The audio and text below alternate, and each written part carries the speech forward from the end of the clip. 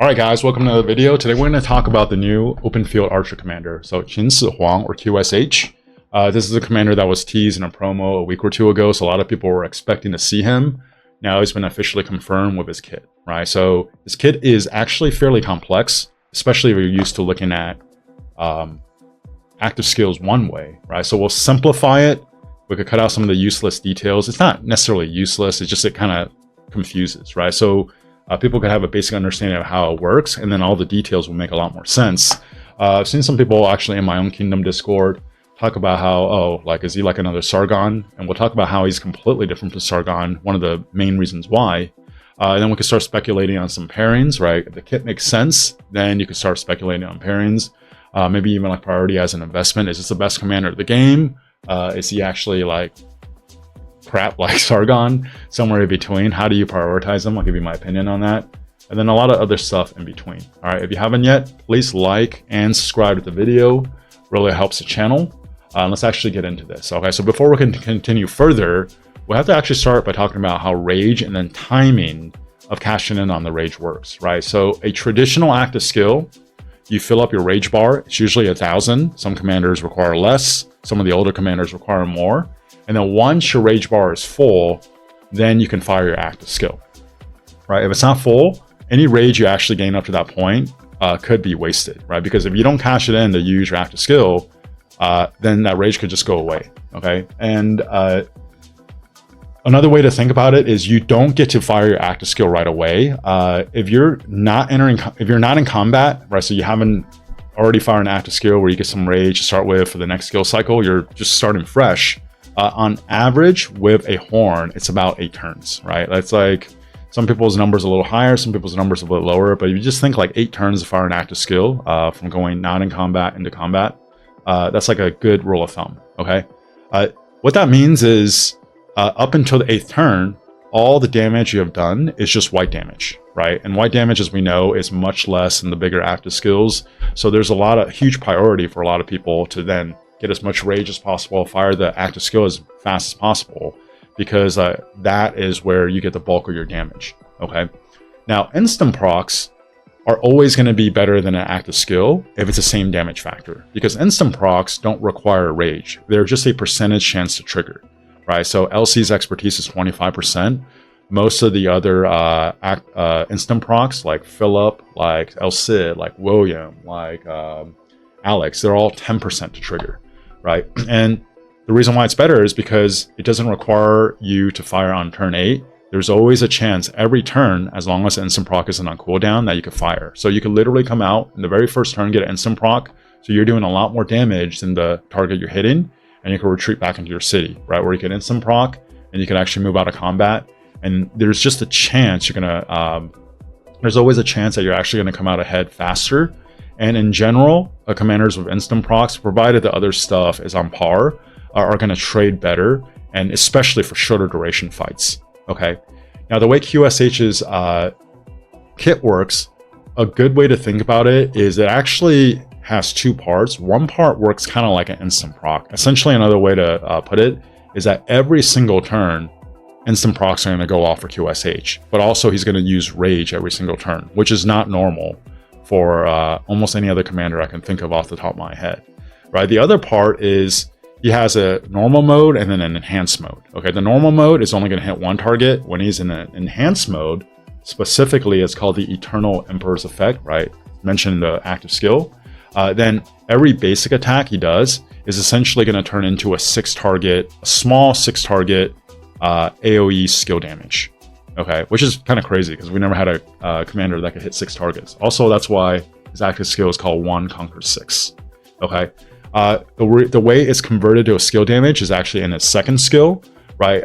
The normal basic attack, which is just normal damage, actually will get converted into a equal damage factor, skill damage, which is 200 damage factor, but it's going to start costing you 100 rage every turn, right? Which is like, oh man, that's terrible. That's actually a lot, right? But also in this kit, every time he enters combat, he goes into combat with 500 skill damage, 500 rage, or another way to think about it, however much rage you need to earn to get to 1,000.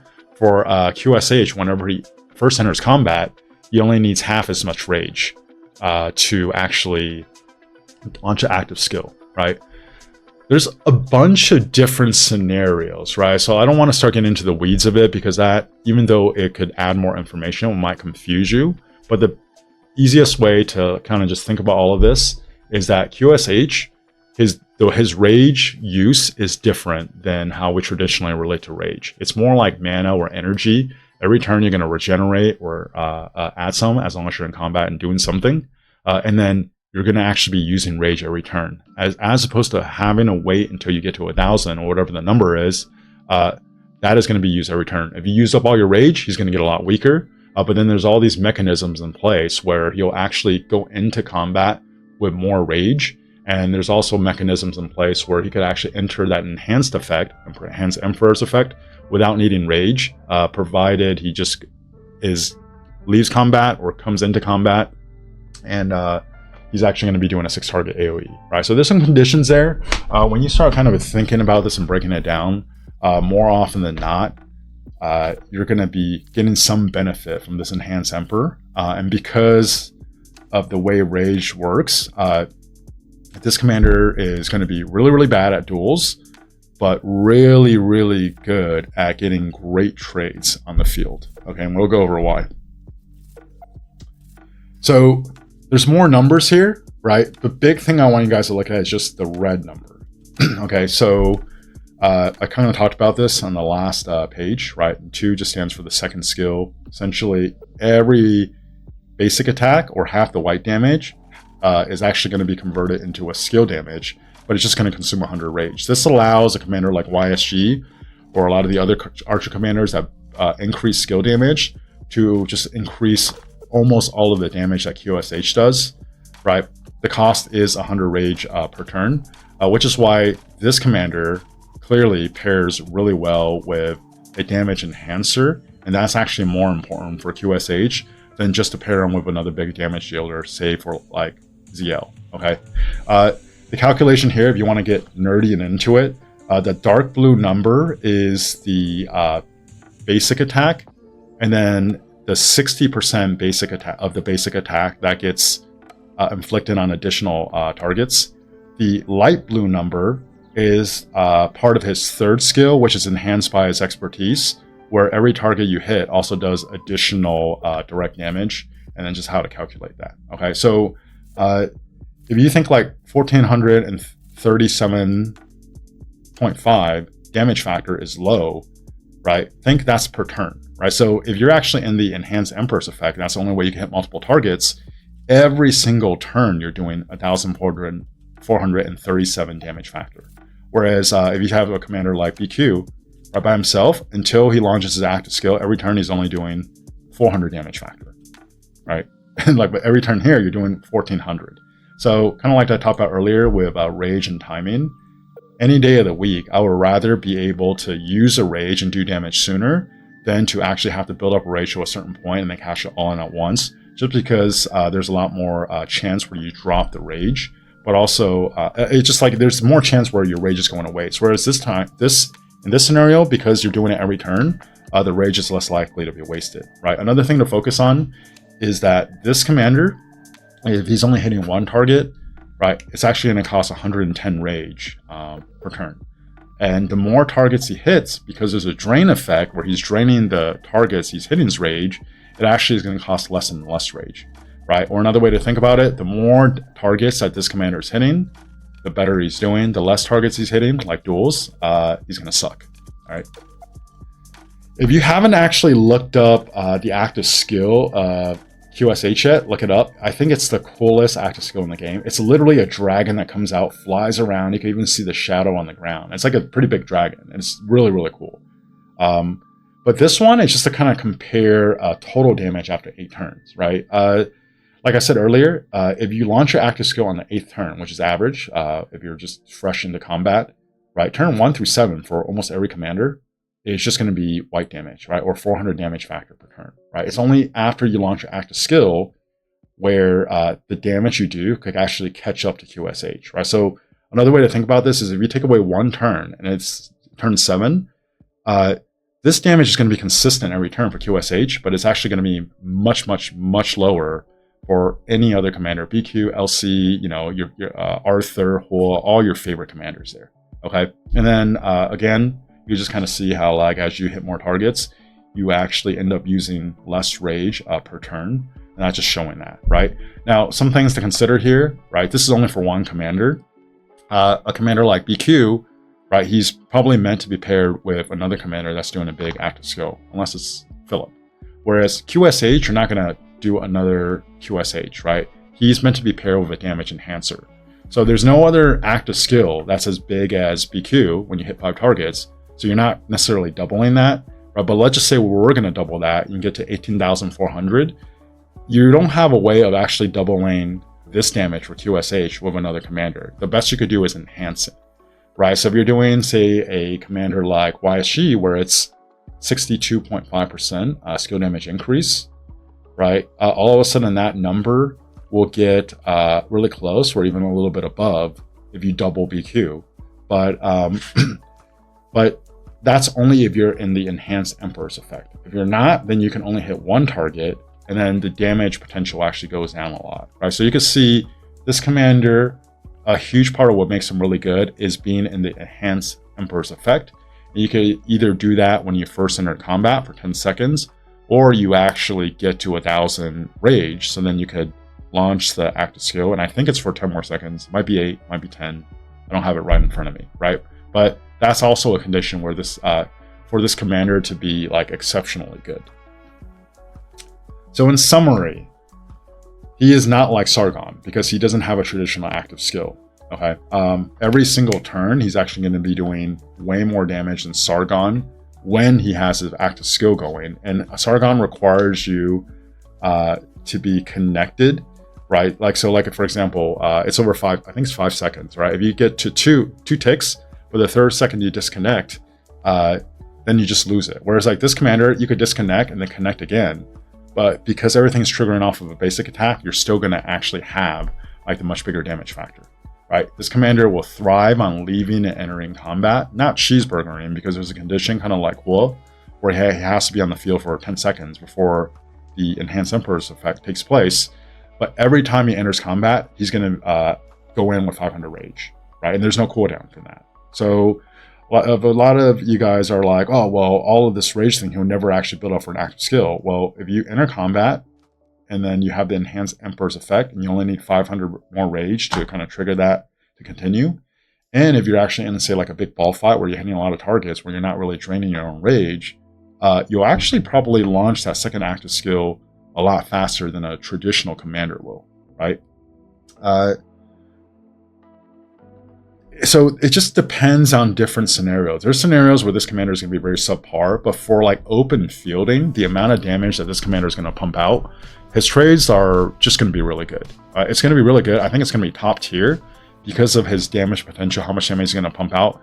In addition, with a bunch of stats that he has, and also I didn't even get to talk about this, you can consume rage whenever you're hit by spike damage, combo damage, skill damage, to reduce that damage by 40%, right? So he's very, very tanky, and he does a lot of damage. And that's going to be a recipe for essentially having really, really great reports and trades.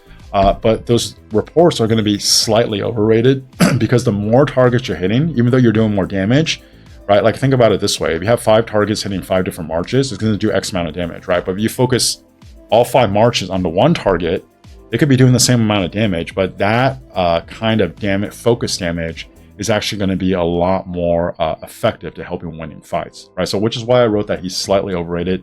Doesn't mean he's overrated, he's bad or anything. It's just like, even though the damage is going to be great, you know, if there's a way for less targets to be hit, but the targets that are hit to be taking more damage, that actually would have been preferred, right? So hopefully after you understand how his kit works, it makes sense that this commander, QSH, should be paired with a damage enhancer. Ideally, they also have an instant proc, right? Because it goes really well with this. And then also, it's like a stat stick, right? Because commanders just with a lot of stats, so you're already enhancing the basic attack that this commander is really, really based off of, would also do really well, right? So the two most obvious commanders are going to be Philip, because he's a damage enhancer, he has an instant proc, he brings a decent amount of like march speed and like health with archers, right? And he just like works really well. What doesn't work well with this commander is like another big damage dealer. So like ZL is not going to do well, right? Because there's no skill damage increase from this commander, so it's not going to really enhance CL's damage, and there's not a lot of synergy there. YSG, just because he has a massive skill damage increase, right? But what YSG is missing is that there's no march speed, there's no other real like stats, not a lot of good stats. So which one would you actually prefer, right? I think for me, it's pretty like no-brainer. Philip is the best pair for this commander, and then really like whether I use QSH with Philip depends on whether I think QSH with YSG is good enough, and then I could put Philip behind BQ because that's I'm splitting up BQ and LC, right? So like a lot of it ties into other commanders, but I think the first place anyone should look should be Philip. When should you consider this march? I still think an LC march would be the best. Lucia is still the best commander of the game, and you could do Lucia Alex, Lucia BQ, right? There's a couple of options. Once you get that, I think the QSH march is squarely in the mix for second best march, right? It could be Huang Arthur, it could be QSH Philip. I think Huang Arthur does a little more focus damage. QSH Philip would do more overall damage. QSH Philip has more buffs for the rest of the group, whereas Huang Arthur doesn't. But also, archers are going to get focused a lot more than cavs, right? If it was me personally, I think I would probably actually do QSH Philip as a second march if I'm a younger player, just because investing in Philip also will allow me a little bit more versatility in the future. But I don't think you can really go wrong either way. I think it is a mistake, though, to actually get a second march of a troop type before you get QSH, right? I know with the crystal tech, it might make some sense to only focus on 2 troop types, but the way like power creep and everything works, I still don't think it's enough, even with like skins and things that could really enhance one troop type, to just completely skip archers, right? Some of the things with this commander, I think for people that want to test him doing duels or like one-on-one, he's going to be terrible, right? Obviously, his kit also is not conducive to cheeseburgering, but he'll actually be pretty good at control 5v5 fights, right? So if you actually put him in your arc, like practice match with 5v5, or even like a Kenyan, because you'll go in with the enhanced and burst effect, and there's enough targets for him to spread out the damage, I think he'll end up doing pretty good. And then like I talked about earlier, he's very tanky. His kit makes him actually one of the tankiest commanders in the game. And this is the first field commander where I'm like, you know, it actually might make sense to run Horn Drum with this commander. He's very, very rage intensive, even though there's these things where essentially whenever he enters combat, he only needs half the rage that other commanders need. What if you stay in combat the whole time, though, right? So that still requires more testing. I haven't really felt this way on Drum or March, where like it's even remotely viable. Before this, I think I could see a case for like siege commanders that gain rage a lot slower, but Horn Drum actually might be a thing for QSH and Philip. All right, so if you watch all the way to the end and you haven't yet, again, please like and subscribe to the video. Thank you guys for watching. I'll talk to you next time.